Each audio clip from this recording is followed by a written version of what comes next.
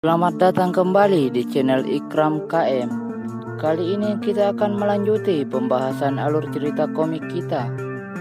Chapter 2. Jika kalian belum nonton chapter 1, segeralah nonton dulu supaya kalian mengerti dengan pembahasan kali ini. Pria yang sudah mendapatkan item langka itu adalah pria biasa di kehidupan nyatanya yang bernama Hayun Nim.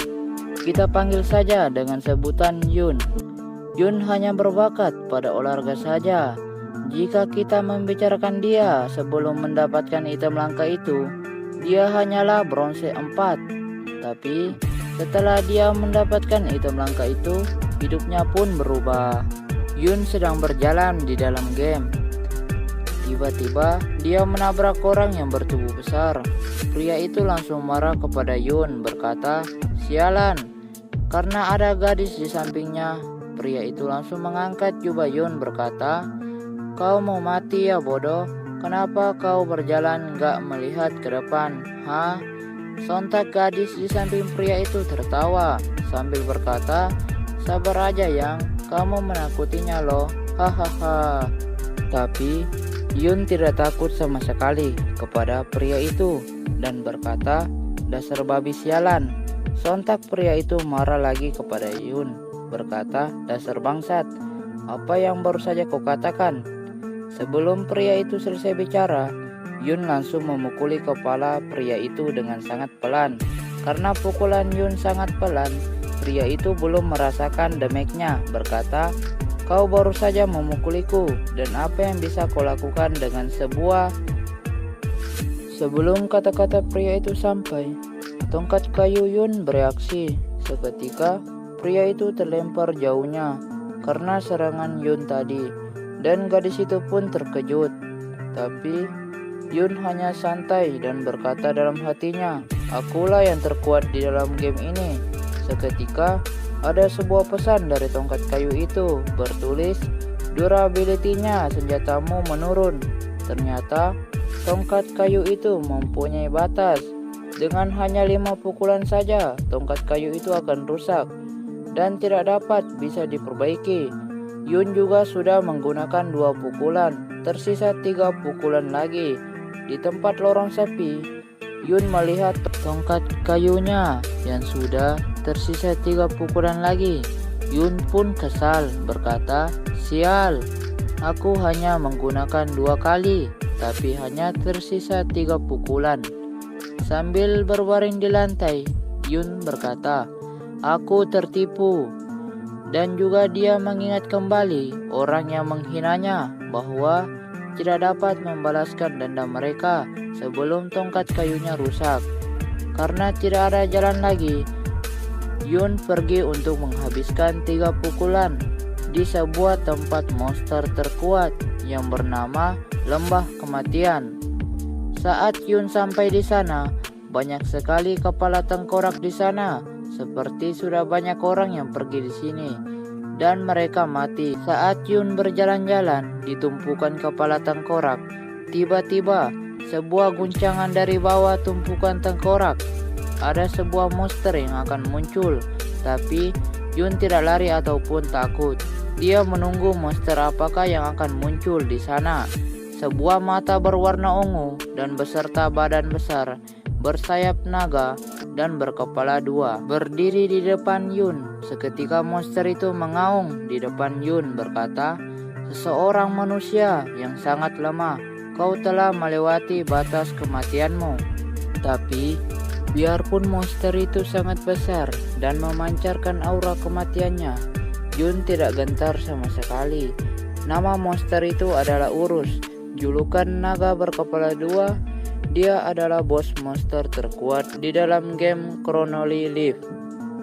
Kedua kepala itu berkata, "Ini adalah titik di mana hidup dan mati bersinggungan." Tapi satu kepala itu masih bicara, "Dasar manusia bodoh, kau harus berjuang dalam keputusasaan yang..." Sebelum kata-kata naga itu sampai, Yun langsung memotong pembicaraannya dengan sebuah serangan.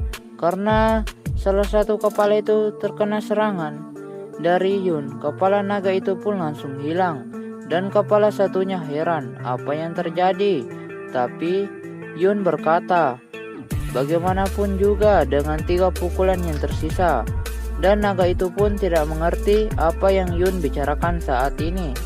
Karena Yun ingin menyelesaikannya dengan cepat, dia pun mengangkat tongkatnya kembali untuk melancarkan serangannya, berkata pada naga itu, kurasa aku akan pergi menangkap monster terkuat di dalam game ini. Naga itu pun merasa ketakutan sambil berkata, tunggu dulu, tunggu sebentar. Dan Yun masih menjawabnya, apa? Sambil siap-siap melancarkan serangannya pada naga itu. Naga itu pun masih bicara pada Yun berkata, siapa kau sebenarnya? Tapi Yun merasa kesal pada naga itu dan juga mengembalikan perkataannya, entahlah siapa kau sebenarnya. Dan Yun langsung melancarkan serangannya pada naga itu. Karena sudah terkena serangannya, naga itu pun langsung tumbang. Dan dia masih berbicara pada Yun berkata, tunggu dulu. Tapi Yun hanya mengabaikan perkataan naga itu, berkata, aku hanya memiliki 1 pukulan terakhir. Hah? Bagaimana bisa berakhir seperti ini? Kalau saja bukan durability-nya bukan masalah. Setelah Yun berkata seperti itu, naga itu mendengar perkataan Yun. Dan naga itu langsung menawarkan bantuannya pada Yun.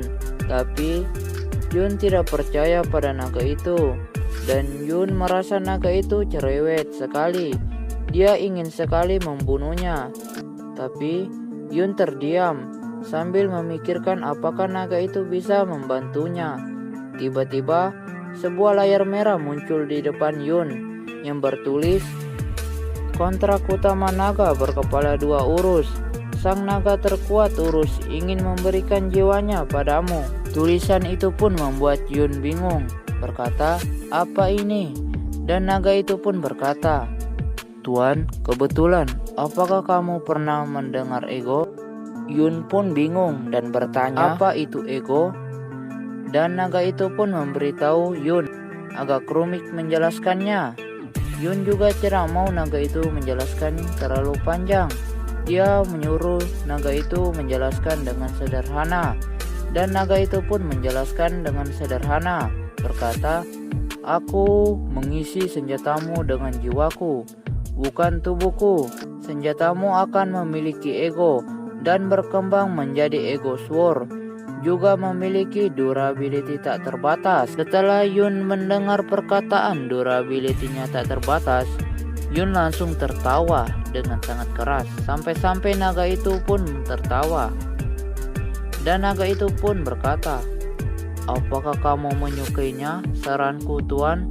Tapi Yun masih tertawa sambil berkata, pada titik ini alur cerita akan berubah.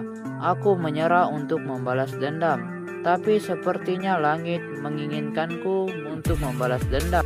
Yun berkata seperti itu dengan ekspresi yang aneh. Sampai-sampai sang naga terkuat itu merinding melihat Yun. Dan tanpa basa-basi, Yun langsung menerima kontraknya dengan naga itu, berkata, luar biasa, ayo kita membuat kontrak. Seketika terbentuklah sebuah lingkaran sihir yang besar di bawah kaki Yun dan naga itu. Dan yang terjadi, sayap dan kepala naga itu seketika menghilang menjadi jiwa dan masuk ke tongkat kayu Yun. Karena jiwa naga itu sudah bersatu pada tongkat kayu Yun, tongkat kayu itu pun menjadi ego dan bahkan durability-nya tak terbatas. Yun pun merasa bahagia karena tongkat kayunya menjadi ego. Setelah bos monster terkuat sudah kalah sama Yun, seketika tiba-tiba banyak monster yang mendatangi Yun. Monster itu berkata, balas dendam, pembalasan dendam tuan kita.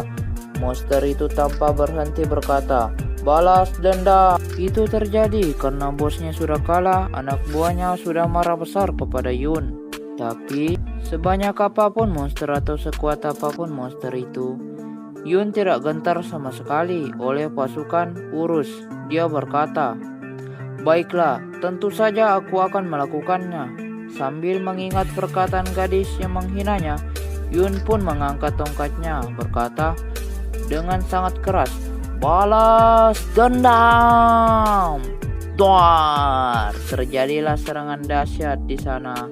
Di sisi lain, semua orang sedang berkumpul di depan papan pengumuman.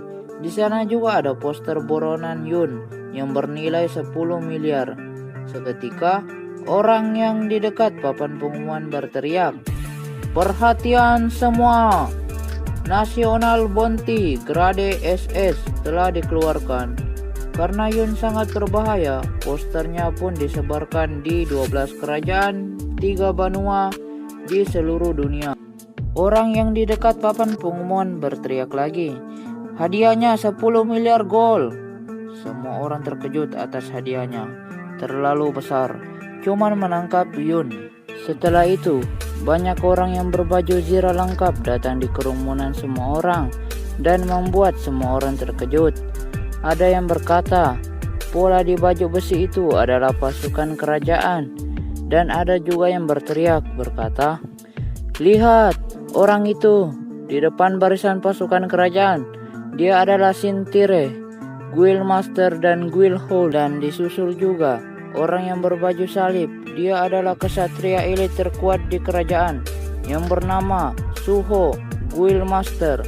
Setelah itu, ada juga sang penyihir terkuat di keluarga kerajaan yang bernama Abracadabra, Guild Master, dan Guild Hollow. Dan ada juga Hong, Guild Master, dan Guild Robin Hood. Dan yang terakhir adalah sang raja yang akan memimpini perang kali ini, yang bernama Hao. Setelah raja dan para orang terkuat kerajaan bersatu, semua orang tidak percaya apa yang terjadi. Ini dinamakan aliansi pertama 5 guild teratas. Dan raja berkata, sebagai pemimpin persatuan guild dunia, akan menyatakan peperangan terhadap pembunuh pelayar keji. Orang yang dimaksud raja itu adalah Hayunim, di mana satu orang akan melawan 5 guild teratas dunia. Karena pembahasan alur cerita komik kita sampai di sini, jika kalian penasaran dengan kelanjutannya, tunggulah chapter selanjutnya.